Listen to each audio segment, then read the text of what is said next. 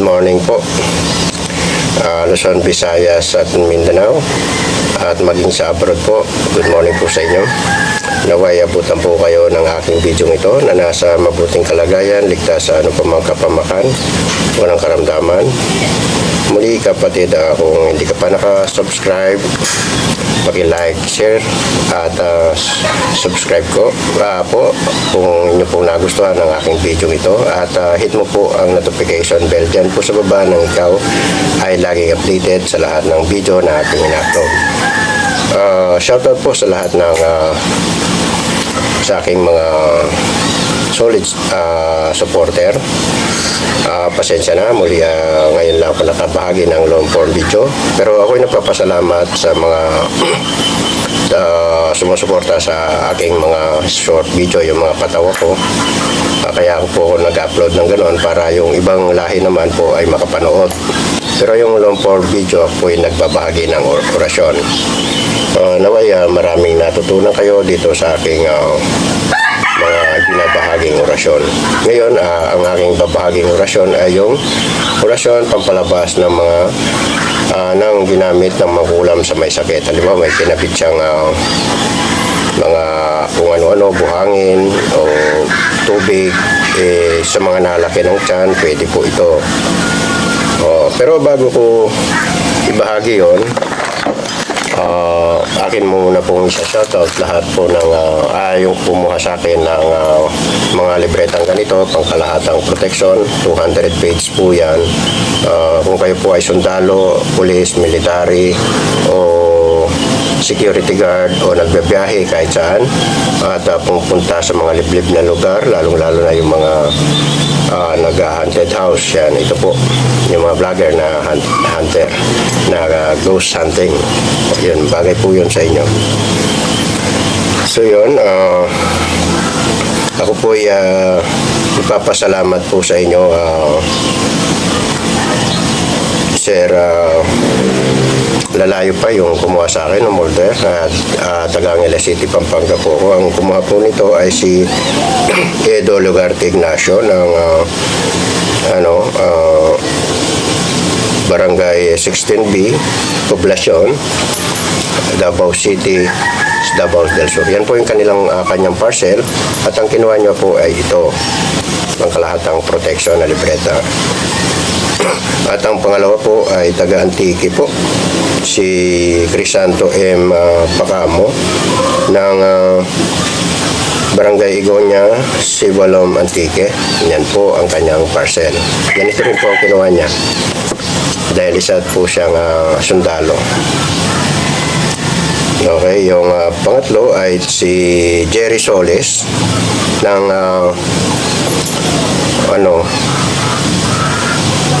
Santa Barbara, Barangay Santa Barbara, Alibago, Pangasinan. Yan. Ganito rin ang kinuha niya. Siguro, sundalo po yun, o police o security guard. So, ang nilalaman po nito na mga orasyon ay una, may talandro to. Nandito na po yung talandrong 880. 880.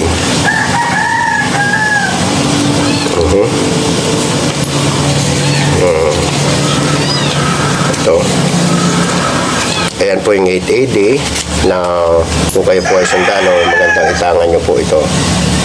At may medalyon po yan, ganito pong klase yan. 1.5 po yan, free shipping, may kompletong dasal at may bato mo dalawa. Yan po yung medalyang 880. Kung kayo po ay nakukulam, nababarang, na elemento o na aswang, ito po ang bagay sa inyo yan.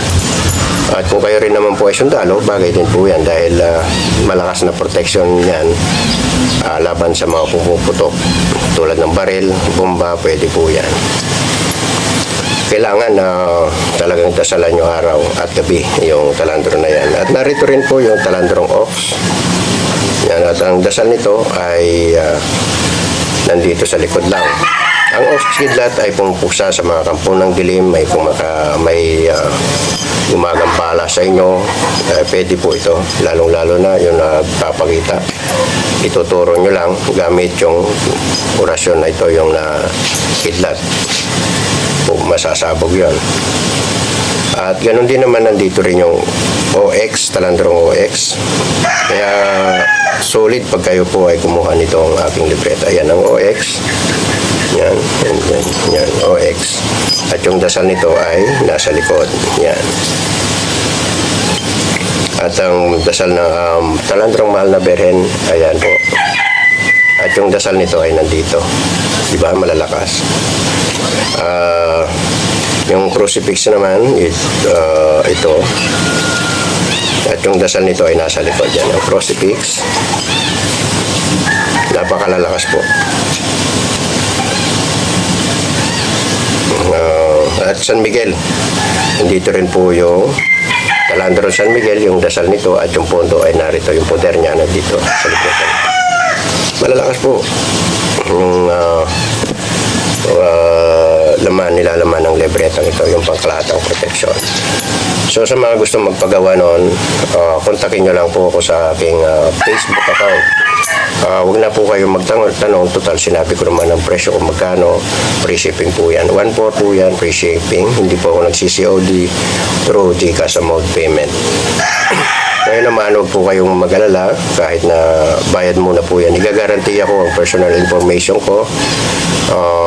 Nakapalog doon sa link yung DTI permit ko, 2 valid picture, ang 2 valid ID ko, address, phone number, para pwede nyo po kung report sa kinaukulan oras di ko padala ang inyong mga pinagawang mga libreta. At pag nagpadala po kayo, mag-send lang po kayo ng full name, address, at phone number, at maghintay po kayo ng ngayon kayo nagbayad, maghintay po kayo ng isang araw bago ko ipadala dahil gagawin ko pa lang po. Yan po yan. At makikita nyo naman po ang resibo tulad ng pinakita ko kanina. At ipopost ko rin dito sa aking YouTube channel. Okay, mapunta na po tayo sa aking binabahagi. Yun. Yan.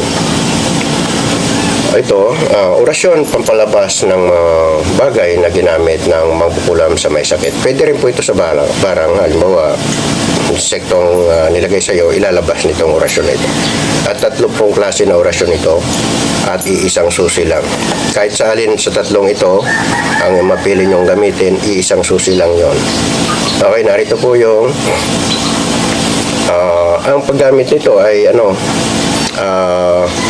ibulong sa isang basong tubig at ipainom sa may sakit at ihipan nyo po rin din sa pumpunan niya. Okay. Nandito na po ang orasyon. Dito ko ilalagay para nasa gilid, para screenshot nyo lang. Number 1, eat creamy is mixis prehio nisis. Yan po. Pwedeng 3 beses, isang beses po babanggitin. Ikalawa, Christom Diom Axios Lintarium Lintara. Yun. 3 beses, isang beses din babanggitin. Mamili sa conforme kung alin lang babanggitin nyo, isang beses, 3 beses. Ang ikatlo ay Christom Magnus Omnes Misiblis Irat Verbum. Tapos i-ip nyo po sa tubig na inumin ng pasyente at painom at ihip nyo po rito. Tapos narito po yung yung susi, yung nasa baba. Sa bawat napili nyo pong orasyon sa taas, yung number 1, number 2, number 3, ito lang po yung susi. Bismak Laktawe Mirandae Loos Soew Santa Salorum Amen. Yan po. So, screenshot nyo lang kung kayo po ay nag-aaral manggamot, pwede po yan. At kung kayo ay albularyo na, pwede rin po yan. At kung yun nga, nag-aaral ng karunungang lihim, mas magandang meron na po kayo. Sana ay makatulong ang ating binahagi ito. God bless. Thank you for watching.